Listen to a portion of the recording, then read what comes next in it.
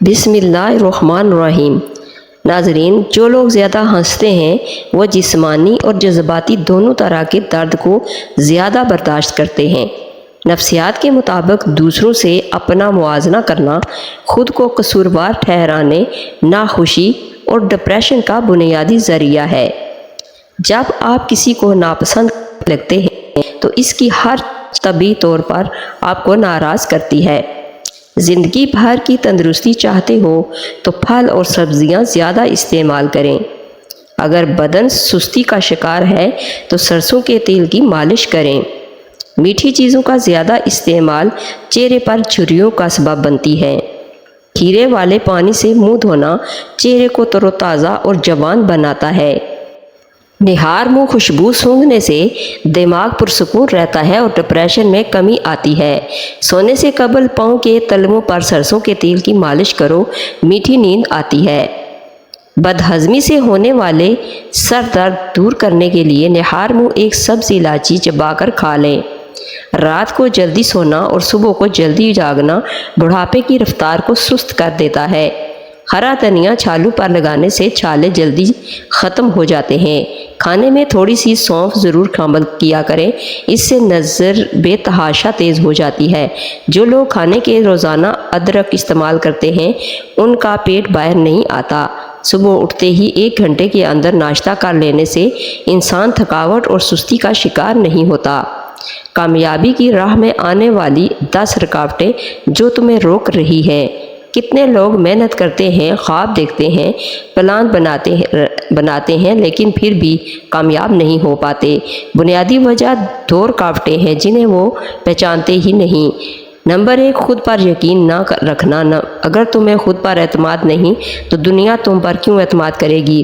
Number 2، کام کو ٹالنے کی عادت۔ بعد میں کر لوں گا، یہ جملہ خوابوں کا قاتل ہے۔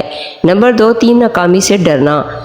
کامیاب لوگ بھی ناکامی کا شکار ہوتے ہیں، فرق صرف اتنا ہے کہ وہ دوبارہ اٹھ جاتے ہیں۔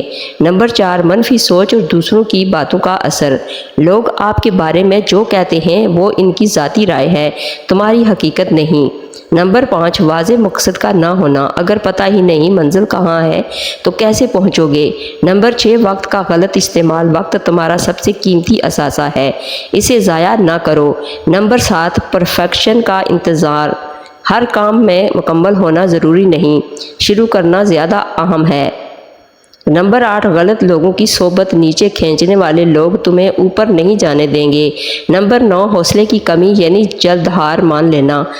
یاد رکھیں، نتیجہ فوراً نہیں آتا لیکن مستقل مزاجی ہمیشہ رنگ لاتی ہے۔ نمبر 10، اللہ پر بھروسے کے بغیر صرف خود پر انحصار کرنا۔ دعا، یقین، محنت، یہ تینوں چیزیں مل کر ہی کامیابی کی چابی بنتے ہیں۔ جو لوگ اپنے جذبات کو چھپاتے ہیں وہ عام طور پر سب سے زیادہ پرواہ کرتے ہیں۔ اپنے ساتھی پر 3 دن سے زیادہ ناراض رہنے کا مطلب یہ ہے کہ آپ محبت میں نہیں ہیں۔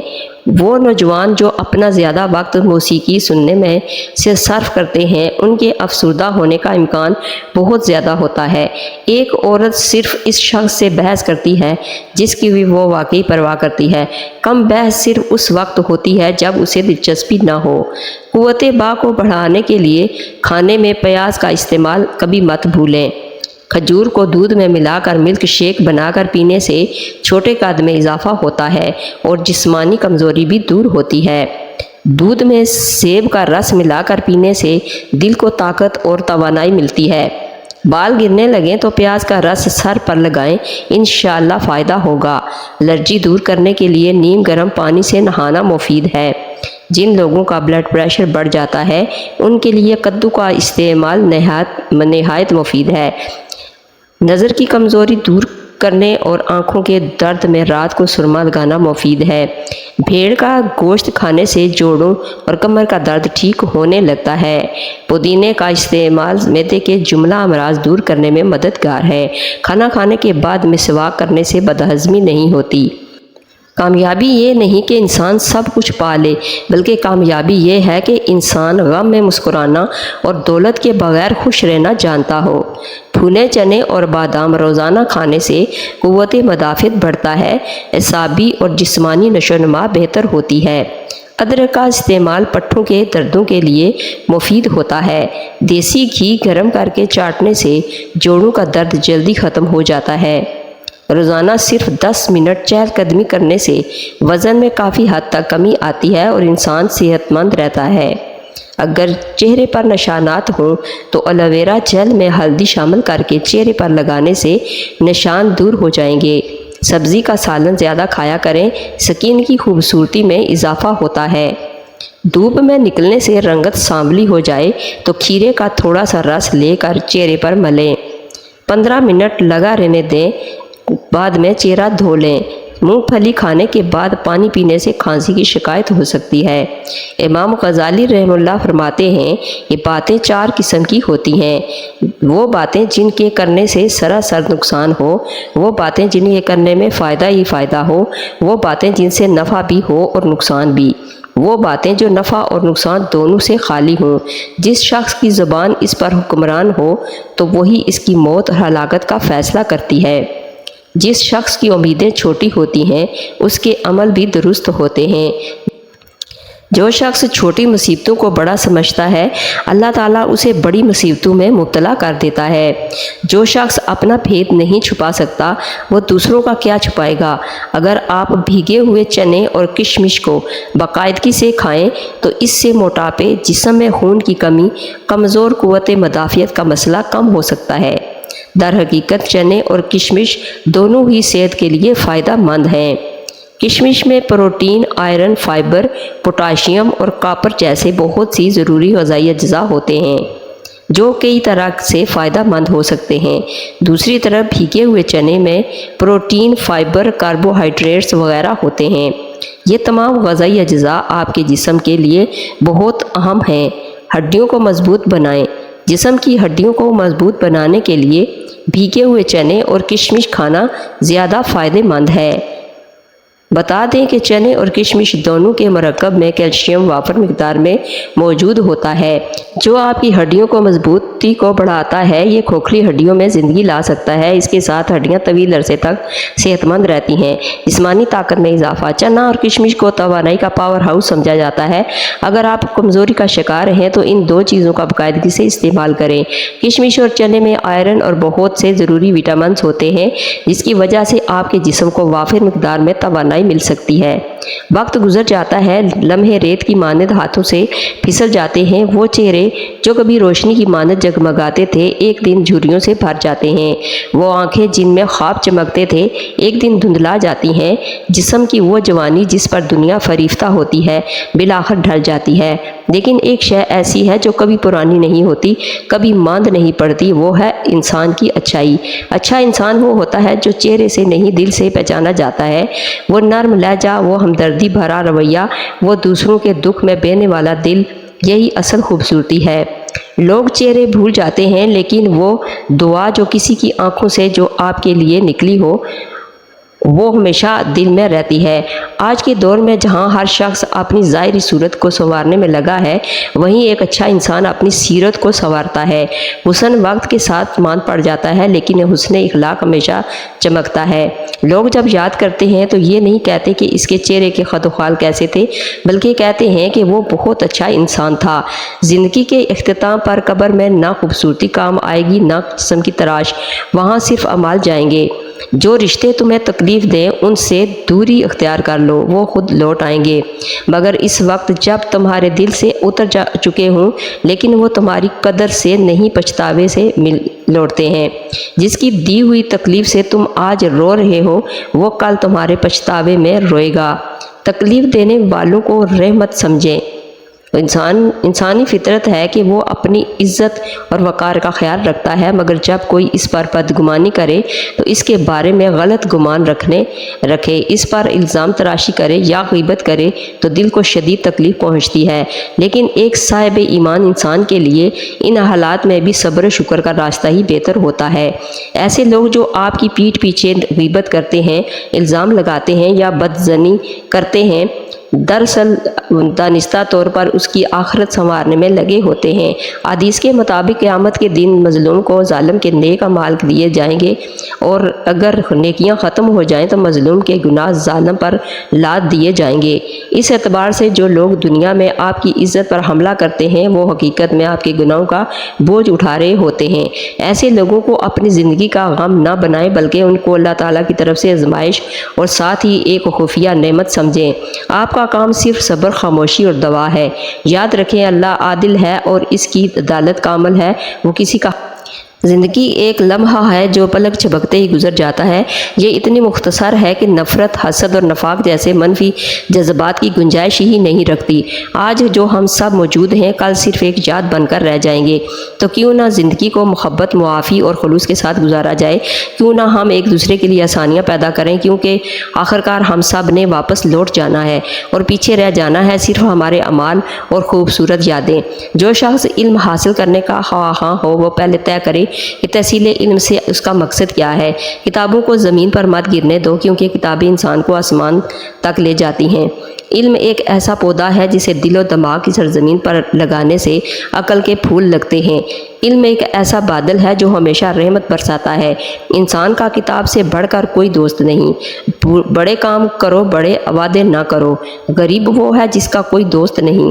کسی کے آنسو کو زمین پر گرنے سے پہلے اپنے دامن میں جذب کر لو۔ یہی انسانیت کا معراج ہے۔ جس کے دل میں ہمدردی ہے وہ انسان کبھی تنہا نہیں رہ سکتا۔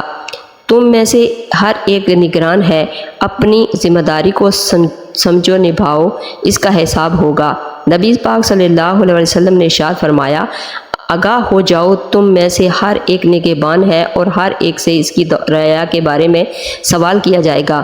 پس امام امیر المومنین لوگوں پر نگہبان ہے اور اس نے اس کی رعایا کے بارے میں سوال ہوگا۔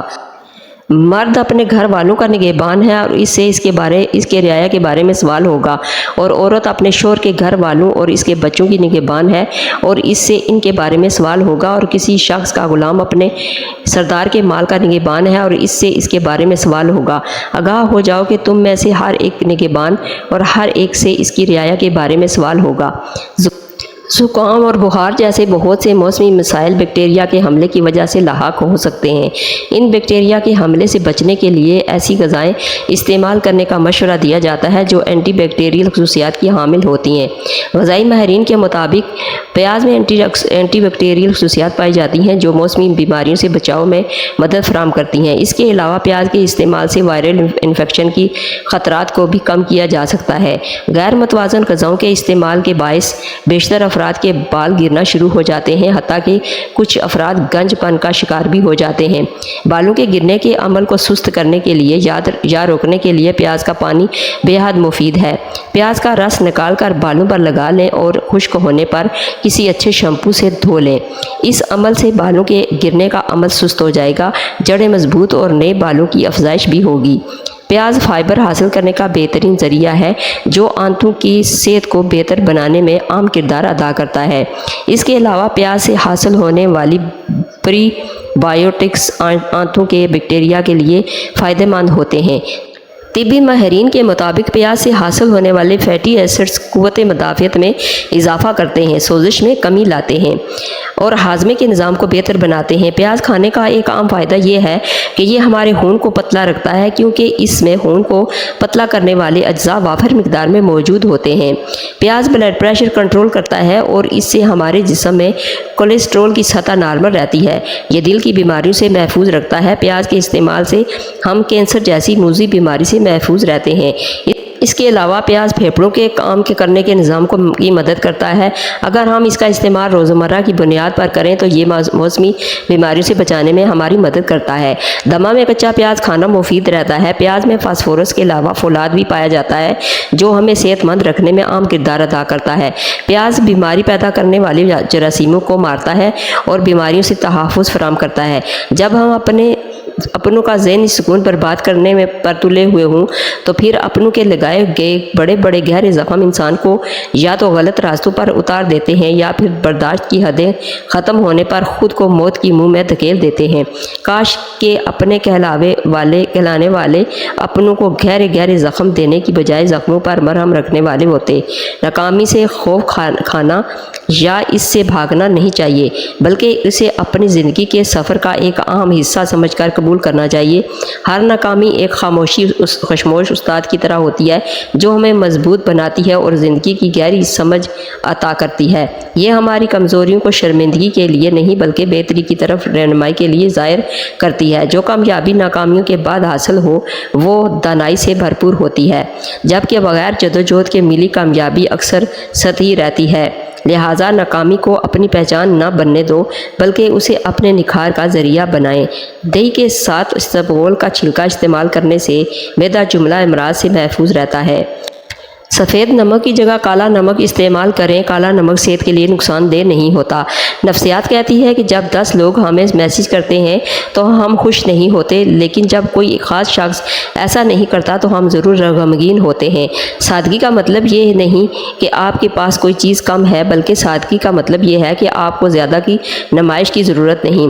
جو لوگ اندر سے مطمئن ہوتے ہیں وہ باہر سے زیادہ ہوتے ہیں۔ نہ دکھاوا، نہ بناوٹ، بس اصل زندگی، اصل چہرہ، اصل انسان۔